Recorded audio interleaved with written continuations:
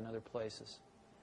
And I've been very strong believer that what we need to do in education is go to the full voucher system. I know this isn't what you care about, but this is what I care about a great deal. Well, and this is exactly what we care about. Okay, great. This was believe it or not, this was at the end, and we're one of the things that I feel is that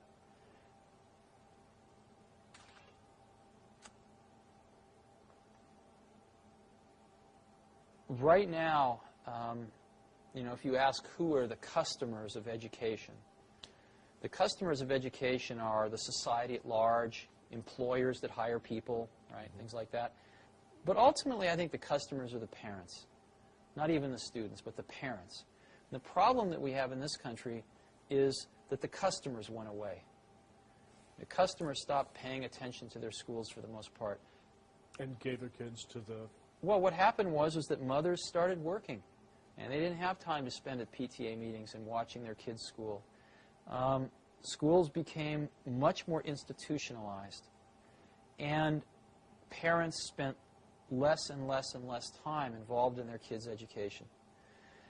And what happens when a customer goes away and a monopoly gets control, which is what's happened in our country, is that the service level almost always goes down.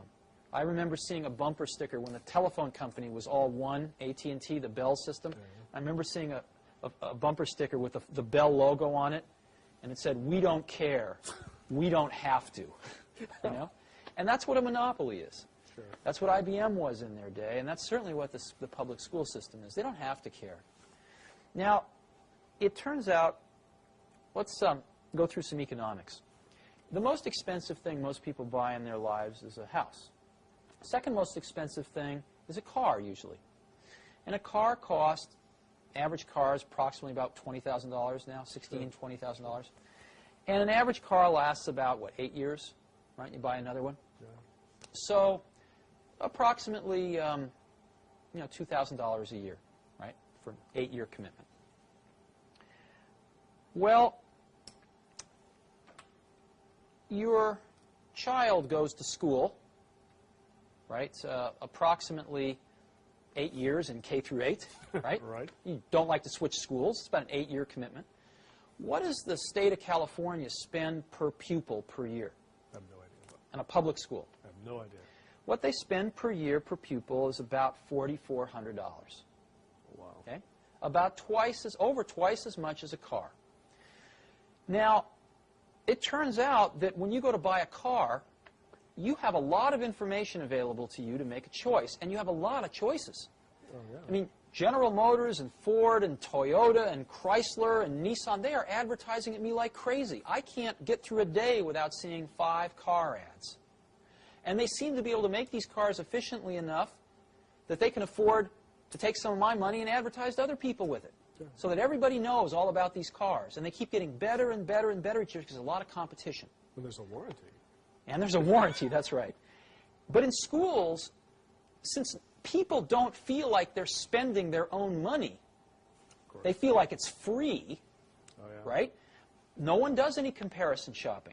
Matter of fact, if you want to put your kid in a private school, you can't take the $4,400 a year out of the public school and use it. You have to come up with, you know, $5,000 or $6,000 of your own, or even $4,400 of your own money. Sure. Or more. I believe very strongly that if the country gave each parent a voucher, a check for $4,400 that they could only spend at any accredited school, that several things would happen. Number one, schools would start marketing themselves like crazy to parents to get students. Secondly, I think you see a lot of new schools starting. I've suggested as an example, if you go to Stanford Business School, they have a public policy track. They could start a school administrator track. So you could get a bunch of people coming out of college, tying up with somebody who just got out of business school. They could be starting their own schools. Sure. You could have 25-year-old kids out of college, very idealistic, full of energy. Instead of starting a Silicon Valley company, they'd start a school. And I believe they would do far better than many of our public school teachers do. The third thing you'd see is I believe that you would see the quality of schools, again, just like in a competitive market, start to rise. Some schools would go broke. A lot of the public schools would go broke.